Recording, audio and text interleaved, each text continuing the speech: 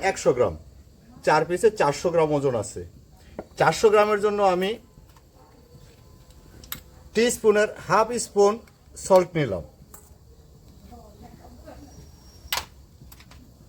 এখানে আদা এবং রসুন মিক্স করা আছে, এটাকে আমি 1 চামচ নিয়ে নিলাম।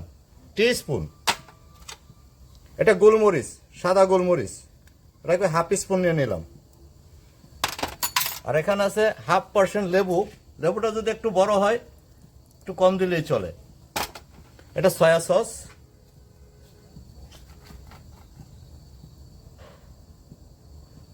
এখানে পরিমাণ 10 গ্রাম সয়া সস করে মিক্সিং করে নিতে হবে।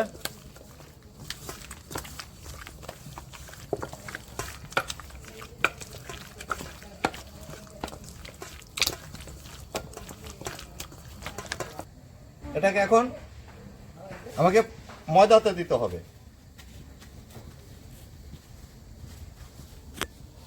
এটা ময়দা আছে, একদম শুকনো ময়দা, এতে ময়দাতে দিয়ে নিয়ে আমি একটু সেট করে নিচ্ছি।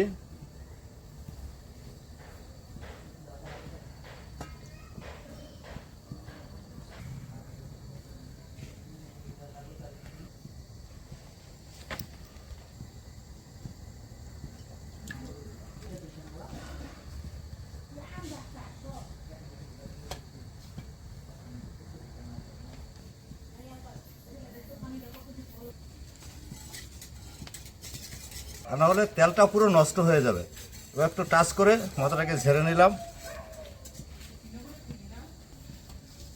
এবার এটা অয়েলে ফ্রাই করবো, একদম ডিপ ফ্রাই করতে হবে।